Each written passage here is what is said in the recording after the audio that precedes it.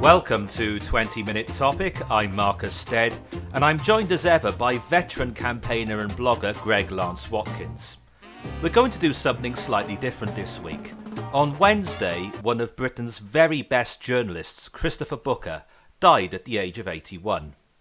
If I was to sum up what I think Christopher Booker's greatest strength was, I would say it was his ability for independent thought. He was a friend to many people, but he was not a pack animal.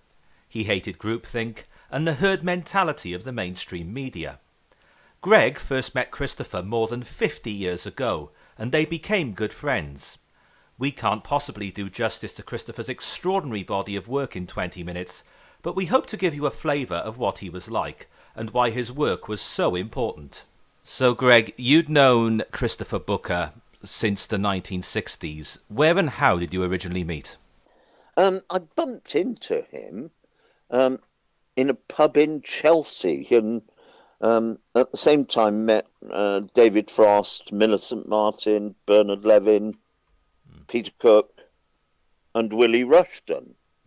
And I just happened to get involved in conversation with them, minded that I was some 10 years younger than them, and am now, I believe, the only one of that group who's still alive. I was hardly memorable to them, but they were very memorable to me. I also, in about 1967, was working just off Regent Street, and I was working with Big O and Splash Posters. And I remember going round to Private Eye's office to deliver some free T-shirts that we'd designed, which were the iconic Che Guevara silhouette. So you were the inventor of the Che Guevara T-shirts? Well, I was one of those who agreed that this was a good direction to go in. Shall we say? It wasn't a sole invention. Nothing was. No. But going back to Christopher's early life, this was a very, very exciting time to be young, I imagine, and a very exciting time to be in London. And Christopher Booker, his life, he was from Shropshire. He went to the same school as Willie Rushton and others who remained... Richard Ingram, for one. And Richard Ingram's. Then he met David Frost, and then we had... They went through Cambridge University, in the case of Christopher, Corpus Christi College, I believe. And then it was...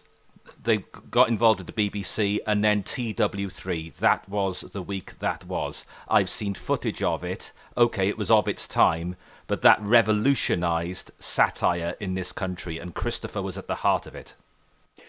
Christopher very much underpinned it, because intellectually, Christopher and Bernard Levin were probably the keys there, in that Bernard Levin was an erudite, if in many ways unassuming, little man who, and I say little because he was quite a small man, and he was an outstanding became an outstanding journalist in his own right. Yes. And Christopher had a very good history degree from Corpus Christi.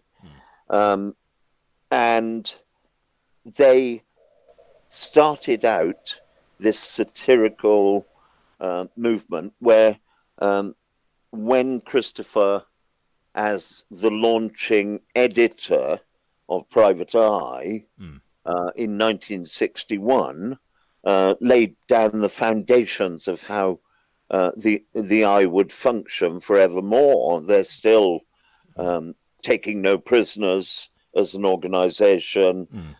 They're still able to wallpaper their offices in writs for people who are trying to suppress the truth. He had an extraordinary relationship with Private Eye because he was the founding editor, and then he had a falling out with Richard Ingram's for a period, although they made it up. 1963. Yeah, they'd made it up by the early 70s, and they were. I've seen pictures of them pictured together quite recently. They ended up renewing their friendship, but Christopher said, particularly in the 1970s when Private Eye was involved in a writ with Sir James Goldsmith, he didn't always toe the magazine line. Indeed, Christopher wrote a piece for The Spectator around about that time, saying that there were occasions where Private Eye brought out the worst in British journalism. And again, that was around the time of the famous James Goldsmith court case. So it was a complex relationship, but it was a lifelong relationship. He was working at Private Eye until very recently indeed, I believe. Yeah, he was working at the beginning of this year. Although there were those of us who knew that his days were numbered from about October. In fact, he called me up for a conversation about it because he had been very supportive of me as I'd gone through cancer over many years. And he said, got any tips? And we discussed it in some fairly intimate detail. But he still continued writing for Private Eye. Yes. Muckraker and was his byline. And his fallout with Richard Ingram was just a power struggle. And when you're fronting something for the first 3 years of its existence, and involved in young marriages and the like, it brings pressures that can lead to fairly acrimonious short-term breakups. Yes, but it was all a very long time ago, and relations had been fine with him for a very long time indeed. Oh, indeed. Yeah, and also Willie Rushton, of course, he gets an honourable mention in all this for his work. He was taken from us too soon. He's been dead since the mid-1990s, but he was a phenomenal wit as well. Looking back at Christopher's early career, the thing that strikes me every time is that we associate him a lot with politics and political causes. He could have gone on to become a prolific jazz writer or a cricket writer or even a cricket commentator. There were so many spheres he could have gone down and got to the very top of those particular industries as well. He was a man of extraordinary breadth, wasn't he? Well, he started out 60 years ago as the jazz critic for The Telegraph. The fact that last year, particularly, he came under, when I say last year, at the beginning of 2018, he came under tremendous pressure from The Telegraph, who wanted to slash his column because he used to, as you will remember, in the Sunday Telegraph, have a full page. That was slashed about 10 years ago, as I recall. Yeah, but they had been trying to slash it because he just wasn't prepared to prostitute his intellect to their politically correct bias.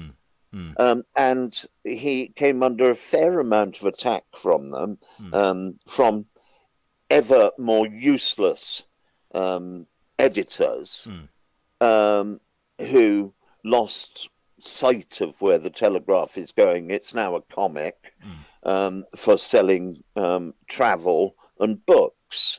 And if you doubt that, go on to their website and you'll find that as soon as you click on a travel advert, you can't get back into the newspaper. Well, my own view of the Telegraph is that there's about 4 or 5 columnists there who I like, and I also think their sports coverage is still pretty good.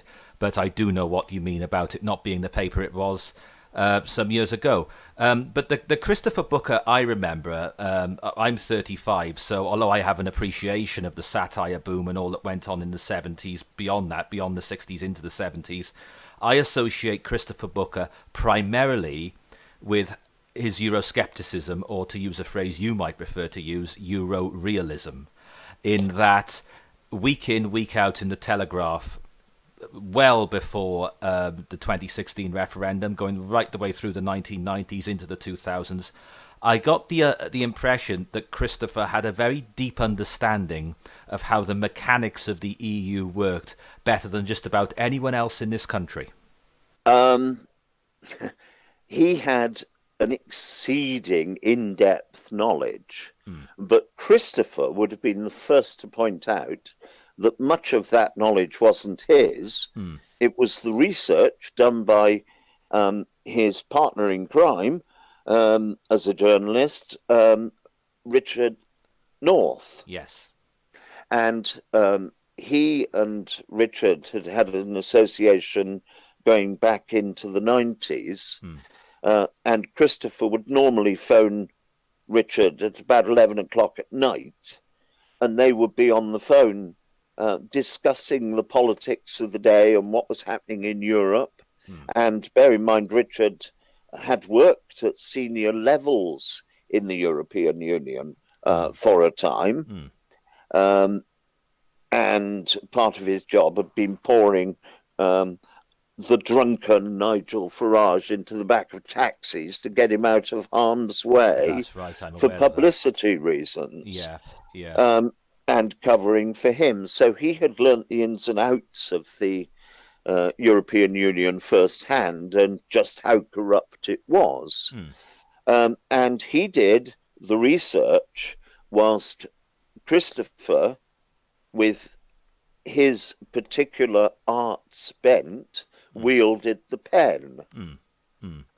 And doing that, Christopher will not be forgotten because the Booker-North combination produced 4 absolutely seminal books about the European Union, probably the best known of which was The Great Deception, their latest book together on the subject, which Richard has been charged with updating as a favour to Booker.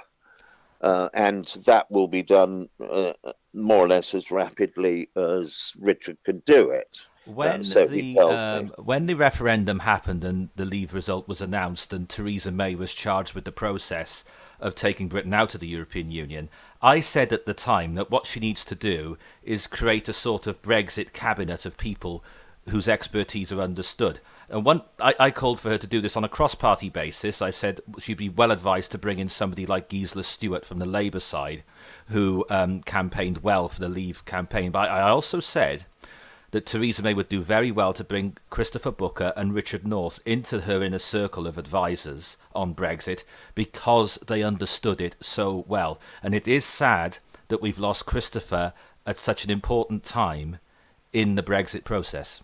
The really sad thing is the absolute self-obsession of the politicians who fundamentally haven't got a clue what they're doing or how to do it, and are turning the entire Brexit into an absolutely balls-aching debacle due to their ineptitude.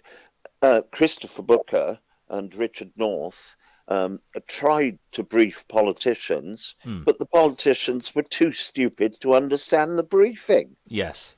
And I noticed a theme in Christopher's Sunday Telegraph columns in the latter half of last year into this year in particular, was that there are dangers in a no-deal Brexit that nobody in the House of Commons really understands at all. There's a danger in calling it a no-deal Brexit because it's a lie. It is not no deal. Yeah. It's a very formalized deal. No deal actually means a comprehensive deal that is not bespoke. Now, that's a hell of a lot different to no deal at all. Yes, because as Christopher himself said, and I've quoted this in numerous interviews I've done on the subject, and indeed I've included it in my own writing work, everything from getting Formula One cars in and out of this country 18, 19 times a year, to getting pedigree horses into this country for the Grand National. Okay, you may not say they're the most important things in the grand scheme of things, but these are just examples of things that would not have any legal basis under a no-deal Brexit. And Christopher wrote about this week in and week out. So Christopher, I would recommend anybody with an interest, a serious interest in this, looks into Christopher's columns for the last 2 years if you want to understand how the mechanics of the EU work and the dangers of a no-deal Brexit.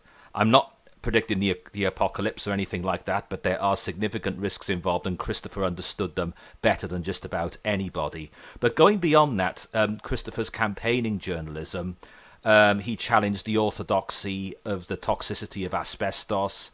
He questioned the link between passive smoking and cancer, the dangers to human health of BSE, and he wrote in great depth about the myth of man-made climate change and the wobbly science behind it. This was a man who championed unfashionable causes.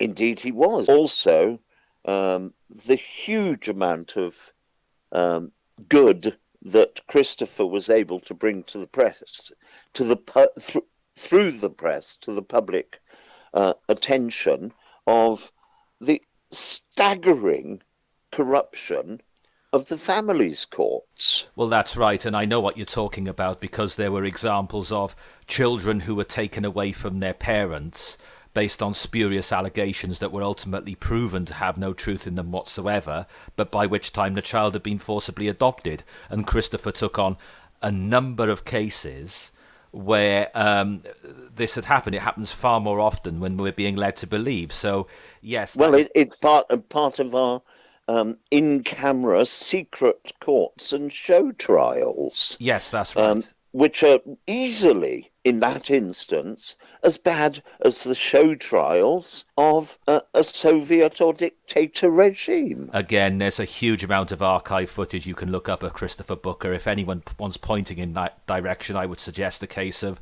Tony and Debbie Sims is a particularly good place to start.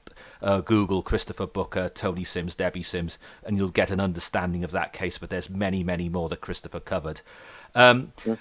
You knew Christopher Booker. You reacquainted yourself with him in later life. As a person, I always got the impression he'd be a great fun person to know, simply because he had such a wide range of interests, from jazz to cricket to nature, wildlife. What was he like to speak to? You could ring him up and say, do you have somebody's phone number? Because you wanted to get hold of them. And an hour and a half later, you'd be discussing Greek philosophers in the context of some modern day event. And you'd look at your watch and think, my God, I've been on the phone for an hour and a half.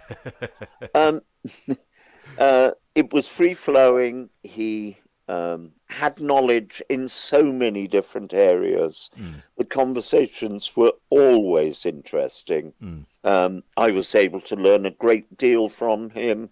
I saw him as a mentor, yet he would quite unashamedly ring me for advice on things. Yes. There was absolutely no pomposity about him, though he could be quite bloody-minded at times. Yeah, and a stubborn man in some ways? Oh, God, yes. If he was trying to get to the bottom of something, he had no truck for fools. And anyway, he probably had a cricket game to go and play. Well, that's right, because cricket was one of his great passions, and as recently as late last summer, early autumn last year, he had a spat with Jonathan Agnew, the Test match special commentator, who he wasn't a particularly big fan of. But I sometimes wish, as a cricket fan myself, and I've read some of his cricket writing, I wish he'd expanded on that a bit more, because he was so good at it. But there again, if he'd done that, something else would have to give. So, there's only 24 hours in a day, but it just goes to show he could have excelled in so many different areas. On a final note, his final column for the Sunday Telegraph in March of this year, I think, was an absolute masterpiece, where it's not a very long read. It's only a 5-minute read. I would say to everyone listening to this, pour yourself a coffee, look it up. I'll post a link on the website so everyone can read it. I know it's on your blog, Greg. But it explains very well the mess this country is now in, and the sort of society we have become. And he said, we all like to think we leave the world in a better state than we found it. But he said he's felt increasingly as though he's writing this country's epitaph in recent times. And in just a very short column, and again, as usual, he wasn't given that much space in the Sunday Telegraph, he explained in his own way, in his own very good and very clear way, the problems this country is now facing. And I think it's an absolute masterpiece. I think it is a stunning piece of incredibly courageous journalism. He is thinking about his country. He's thinking about those he's leaving behind. He's made it abundantly clear in the article, with absolutely not one whit of self-pity, that he is dying, and he is concerned for everyone else.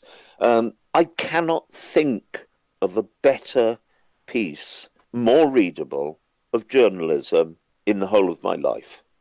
My thanks to Greg, and my thanks to you for listening. See you next week.